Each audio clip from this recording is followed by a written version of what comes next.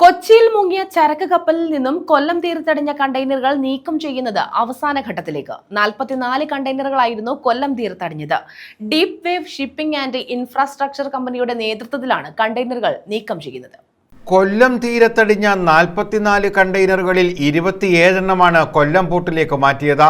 കരക്കടിഞ്ഞ കണ്ടെയ്നറുകളിൽ ഭൂരിഭാഗവും പൂർണ്ണമായും തകർന്നടിഞ്ഞ നിലയിലായിരുന്നു. ഇവയെല്ലാം JCBയും ക്രെയിനും ഉപയോഗിച്ച് വലിച്ച് കരയ്ക്കെത്തിച്ച് റോഡ് മാർഗമാണ് പോർട്ടിലേക്ക് എത്തിക്കുന്നത്. എന്നാൽ പല സ്ഥലങ്ങളിലും അപ്രോച്ച് റോഡ് ഇല്ലാത്തത് കണ്ടെയ്നർ നീക്കം ചെയ്യുന്നതിന് ബുദ്ധിമുട്ടുണ്ടാക്കിയെങ്കിലും നാട്ടുകാരുടെ സഹായത്തോടെയാണ് നീക്കം ചെയ്യൽ പൂർത്തിയാക്കിയത്. നമ്മളിത് കരുത്തുറ IRE എടുക്കുന്നതാണ് സ്റ്റാർട്ട് ചെയ്തത്. IRE മുതൽ നീണ്ടകര പോർട്ട് വരെയുള്ളത് ഈ ഇവിടെ ഇരിക്കുന്ന 3 കണ്ടെയ്നറുകൾ എടുത്തു കഴിയുമ്പോൾ കംപ്ലീറ്റ് ആവും.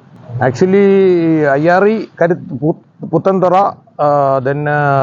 ഫൗണ്ടേഷൻ ഹോസ്പിറ്റലിൻ്റെ അടുക്കലൊക്കെ കുറച്ച് അപ്രോച്ച് റോഡിൻ്റെ പ്രോബ്ലം ഉണ്ടായിരുന്നു.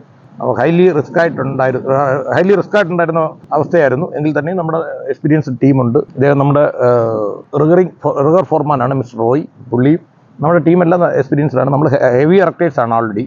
ഒരു കുഴപ്പമില്ലാത്ത രീതിയിലാണ് വളരെ സേഫ്റ്റി മെഷേഴ്സ് എല്ലാം ഇത് ചെയ്തുകൊണ്ട് തന്നെ ആണ് നമ്മളിത് എടുത്തിരിക്കുന്നത്. കണ്ടെയ്നറിലെ അവശിഷ്ടങ്ങൾ കടലിലും തീരത്തും അവശേഷിക്കുന്നത് മത്സ്യത്തൊഴിലാളികളെ ബുദ്ധിമുട്ടിലാക്കുന്നുണ്ട്.